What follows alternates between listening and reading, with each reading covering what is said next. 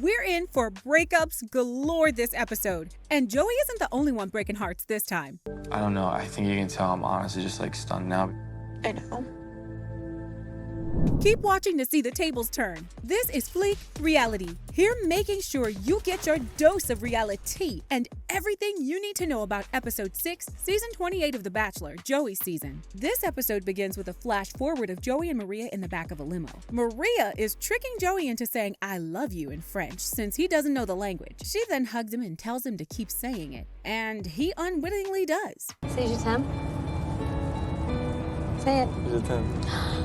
Merci. Merci. There's something a little off about it. But if you can manifest it, girl, we're here for it. Like a Marvel movie, we are back in the present timeline where Joey is having a rough go of it in Canada. I'm falling for multiple women, and it scares me. I'm finding myself holding back in some ways, and I don't like it. I don't want to. He also lets us know that he doesn't believe that the televised dating show he's on is going to work out. I don't know. Like, I have some type of deep feeling that this might not work out. And considering the past behaviors of his fellow bachelors, he's probably right. Our lovely host, Jesse Palmer, who is Canadian, gives us a few lines in French. Crois-tu que tu peux tomber en amour avec Joey? What? Oui, oui. Je suis impressionné. Jesse goes on to announce the women for the group date, leaving Maria and Kelsey T off the list. But why should they care since it's also revealed that they get to go on their own one-on-one date with Joey? And Maria is especially excited because Canada is her home country, eh? Who else does he want to spend time with in Canada? Hello? The Canadian. Me. Au revoir. Champagne. Joey admits that he's falling in love with some of the women. At this point, I'm pretty sure we all know who they are. I mean, his confessionals are dead giveaways. He melts when talking about a few and is just polite when speaking about others. Jess. The group date has found the potential lovers making poutine. Jen makes an absolutely vile poutine consisting of pineapples, chocolate, and sriracha. She force feeds it to Joey because she wants him dead. Out of 10, what are we thinking? Really? 4 out of 10. Joey has a quick few minutes of one-on-one time with his group daters and decides he can't spend another second with Jess. So he sends her packing. I just don't think it's right to keep you here. I'm so sorry. It's okay. Sorry, sis. See you in paradise.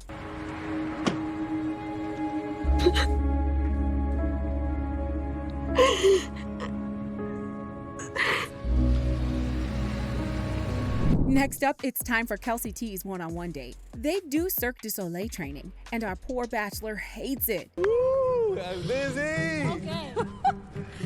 Oh, woo! I'm gonna get sick. Just not feeling great with the dizziness. I didn't know that was gonna be a part of it today. Joey looks like he wants to vomit the entire time. I'm still lightheaded. I haven't gotten over the dizziness. Right now, I'm just focusing on trying not to die. He could still be recovering from his poutine incident. Kelsey T opens up about her crazy religious father and how she decided to go to college and her dad was, for some reason, not cool with that. And because I chose to go to college, he didn't support that decision at all. Anyone who's in his household has to be in the religion. So, based on this very brief conversation, I'm going to assume he ran a cult. But someone can correct me later. After this intense conversation, the duo is only stronger, and Joey hands over the rose. They proceed to suck on each other's faces, and when they let go, Kelsey still looks thirsty for more. Maria's one-on-one is up next, and she decides to wear a turtleneck, long-sleeved crop top, and boyfriend jeans. The fashion choices of some of these women on their dates make me wonder if the producers are pranking them about what they're about to do. Joey is waiting for Maria with a super sexy limo. They flirt in the back, and the chemistry is on point as usual for these two. Say vous? No, I'm not saying it till you tell me what it is.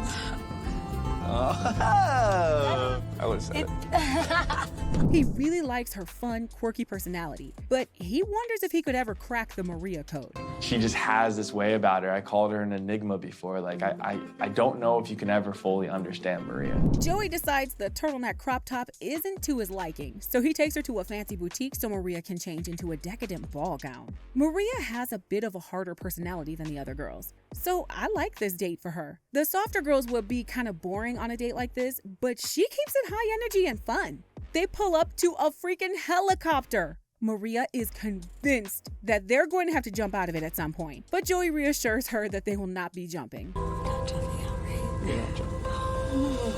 right? You're not jumping out.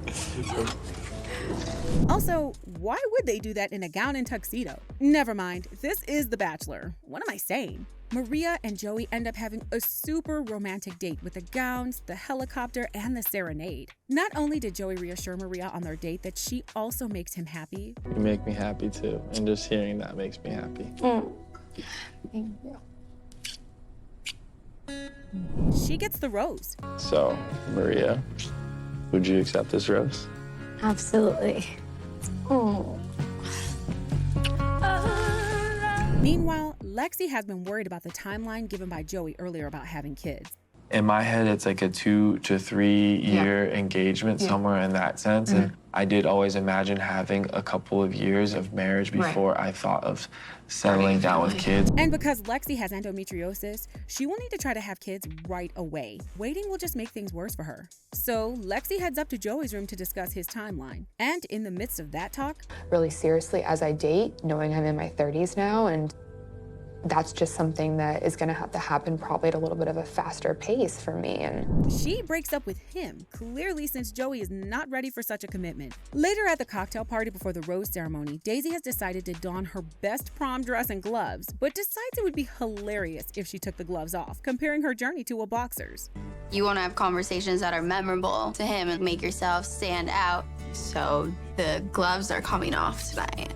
She does have reach, I'll give her that. Gloves are the only thing coming off of Daisy's wardrobe tonight. She knocks her shoes off so Joey can rub her feet. That was her winning strategy, and Joey is into it. I have not given a ton of foot massages, but And I like it like every night, maybe multiple times a night. Multiple times a night. And I prefer it hard, but I mean.